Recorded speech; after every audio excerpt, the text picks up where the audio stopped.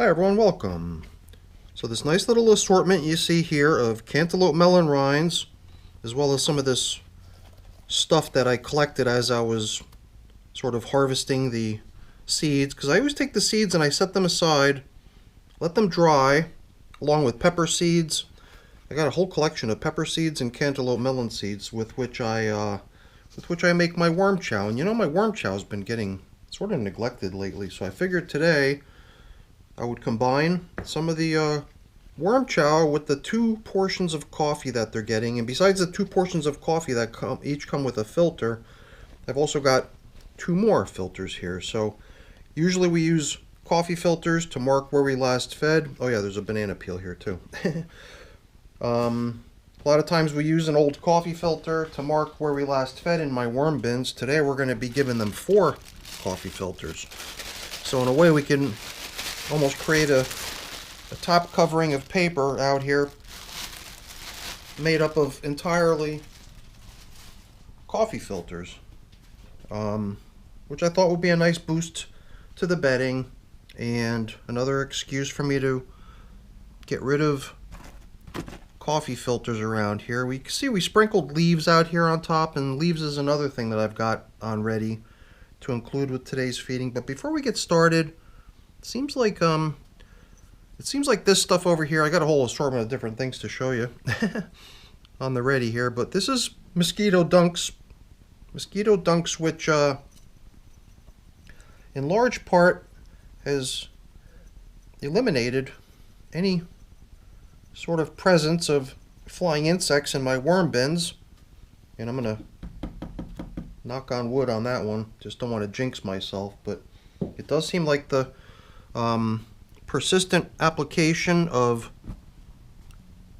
Mosquito Dunks in all my systems has really reduced their numbers. Here and there I saw a couple as I opened up the system and removed the plastic. I just wanted to make sure we don't leave anything to chance and don't want to end up with an insect infestation here. We had a pretty cool food item in here, and since it was kind of a limited size food item, I figured coming back in here after only 9 days was a good idea. We took a ring of cantaloupe, not cantaloupe this time. We got cantaloupe today, but that was watermelon. I took a outer ring of a, I guess it started out as a half of a watermelon, perhaps one out of which all the food had been scooped. I forget how it ended up being, but I had this ring, you know, a continuous circular ring of watermelon, which was their feeding last time. It rested right in here. That's part of the reason I was sort of excavating here gently to see if we can find any trace of it, but it's really not too surprising that there's so far nothing to be seen of it. I figured at least after 9 days we'd see some of the outer skin, which oftentimes remains even after the softer stuff has been nibbled away, but I guess 9 days was just enough time for them to do away with it. Who knows, maybe it was gone already a while ago. So seems like 9 days was a good interval to come back in here to give them their next feeding. And you know, if we come back another 9 days from now, that'll put us only 9 days away from the system reaching the record oldest system that I've ever had. So we're only 18 days now from reaching 700 days in service, at which point the system will tie the predecessor run of this VermiBag Mini, which went to 700 days before it was kind of shut down. You know, these sort of systems are intended to go perpetually, where you keep piling in materials on the top, and then eventually all the broken down stuff at the very bottom is dropped out through a hatch. The harvest panel is what it's referred to as by VermiBag. And the harvest panel is a feature of this system that I have yet to ever use, because that day when the system hit 700 days in service, the last time that this system was in service, I simply came in the way everything went in through the top and extracted everything. Never opening the panel on the bottom.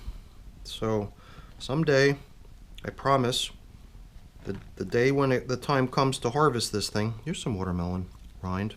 I didn't think we were going to see any of it. It's like paper thin, kind of translucent. But yeah, you know, it's starting to look like April 20th of 2026. A long time from now. 318 days from now, to be exact, is the target for harvesting this system. And I guess if you were to do a little bit of quick math, you would understand why, because that'll be the 1000th day that this system has been running. So that just seemed like a fitting day to target the harvest of this system eventually. And that'll also put it right in line with next season's gardening schedule. It'll be around that time in mid to late April when I'll be attempting to gather my supply of vermicompost in preparation for the upcoming gardening season. So I dug a pretty good size hole, not so much because we necessarily need to have a deep hole to feed. I just wanted to see how things look going a little bit deeper. It's very nice. Almost every handful had this really nice moisture content to it. A good number of worms in each handful as well. And while I was doing that, I also had the opportunity to stir things around a little bit. But I am almost thinking that I'd like to go back to feeding more on the surface. So, you know, I submerged these pumpkin stems. This pumpkin stem right here even predates this system by quite a bit. This pumpkin stem has now been in service for 780 days. So I did note some of the statistics on the system before coming down here when I was looking at my spreadsheet. So, you know, before we feed, I think we'll just go kind of opposite now. Instead of excavating the center, we'll do a quick lap around the outer edge to see how things look. Doing this was kind of a habit for a while there. I was always wanting to see how the outer edge was, mainly because it had gotten so dry due to the moisture of the system escaping through the fabric walls. But to prevent that from happening, a few months ago I wrapped the entire system in bubble wrap. You could see traces of it here and there on the camera, but I guess the key thing about that was that it really helped a lot. It helped the system hang on to its existing moisture content so that I wouldn't really have to come in here every time with the water bottle to compensate for the moisture lost through evaporation out the sides. And I think that was mainly necessary because of the dryness in the house that occurs from the furnace running all winter. And now that we're in spring, you know, technically it's unofficially summer already here. The actual official start of summer is coming up, but the summer weather's here, and the furnace isn't running anymore. The heat's not drying out the house anymore, so the humidity level's rising, and by there being moisture already present in the air in great amounts, things don't dry out quite as much as a result of the extra humidity. So I think we've done a pretty thorough job here inspecting how things look. I really like the texture of everything, our real generousness with the bedding in here lately has really contributed to some really beautiful material in here, and it's also contributed to us finally seeing the level almost completely cover this view window. The bottom of the view window, which is about this far down, I would say, was always the level that we never managed to surpass. And then we finally just decided, hey, you know what? The only way we're going to make that happen is if we're super generous with bedding and we just keep on piling it in. So we made the decision to do exactly that. And it's definitely paying off, if you ask me. So I'm very happy to see how the level in here is rising gradually. So I kind of like the idea of laying down these coffee filters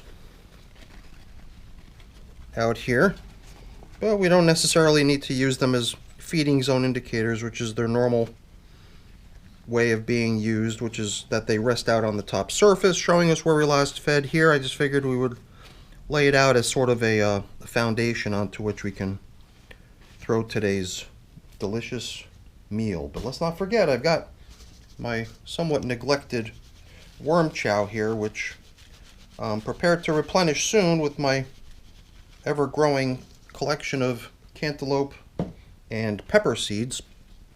So I don't feel like I've got to hoard this stuff anymore.